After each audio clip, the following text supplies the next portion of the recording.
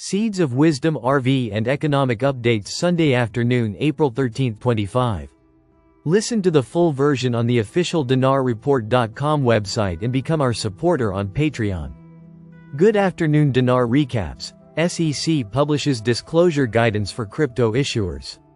The U.S. Securities and Exchange Commission, SEC, published guidance on the application of disclosure requirements to crypto asset securities issuances. It acknowledged that this is an interim step while the SEC Crypto Task Force works on comprehensive guidance. Issuers are expected to comply for the issuance of debt or equity, or a crypto asset token, which is an investment contract at the point of issuance. Commissioner Pierce has previously noted that many cryptocurrency tokens might be investment contracts subject to securities laws at the point of issuance, but subsequently evolve into commodities. Precisely how that transition is assessed remains to be seen. The latest guidance might be described as a layman's guide of what is expected in an S-1 filing, which is made for a securities issuance. However, there are a few points that will particularly impact crypto projects. Securities disclosures that crypto firms need to adapt to. For example, we've seen a few crypto projects where the description appears overly technical. The SEC says the business description must be presented in clear, concise, and understandable language, without overly relying on technical terminology or jargon. Some crypto projects have pseudonymous founders.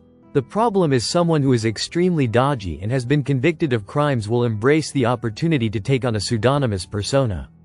While the guidance doesn't mention pseudonymous founders, it clarifies that officers have to be identified, including those that may not have formal roles but perform policy-making functions. Beyond the very early stages, the issuers of most cryptocurrencies don't know the identities of the token holders. But at the point of issuance they at least know their wallet addresses. Securities laws require there to be a record of ownership, and the issuer has to disclose where that record is held. This will require crypto firms to get more investor data at issuance and could prove tricky in the early stages of secondary market trading. Another topic that many crypto firms don't really address is what happens if the project fails. Who has the rights to what? That's something that securities disclosures demand.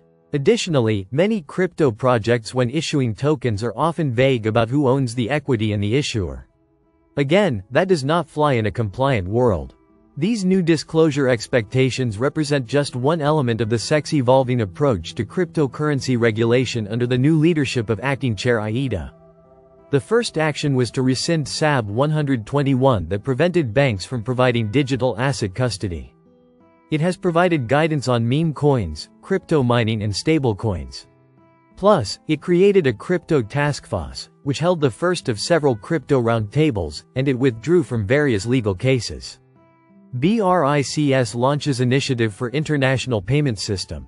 Amid increased geopolitical uncertainty, the BRICS alliance is taking action, as the bloc has launched an initiative for an international payment system.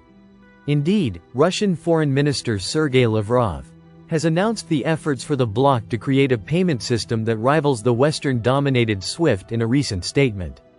The efforts come as a global trade war appears to be inching closer. China, one of the original BRICS countries, is caught in a battle of increased tariffs with the United States that may soon create even more divide and disdain between the West and the Global South. BRICS launching new payment system initiative amid rising global tensions. The global economy has seen tension increase over the last 2 weeks. Specifically, the United States unveiled a new Liberation Day tariff plan, introducing a baseline 10% import duty on all nations. The move sparked concern and outrage, with several countries responding in kind. The U.S. stock market plummeted, with the economy's fragility being placed front and center.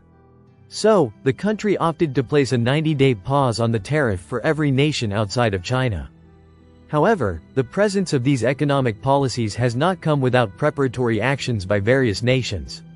Among them is BRICS, which officially launched an initiative for an international payment system. Russian official Sergei Lavrov discussed the project in a recent statement. There is an opportunity to form payment platforms that are independent of external influence, he said. One of the options is the financial messaging system of the Russian central bank. Moreover, Lavrov added that the project would be convenient and completely independent of SWIFT. Additionally, he highlighted the presence of several other initiatives under discussion, including within the BRICS framework. The proposal to create an alternative payment platform was proposed by Brazil, Lavrov confirmed. Indeed, Brazil is the 2025 BRICS chairman, and has been outspoken in its de-dollarization hopes for much of the last several years. This move appears to be aligned with that perspective. Listen to the full version on the official dinarreport.com website and become our supporter on Patreon. Source: Dinar Recaps.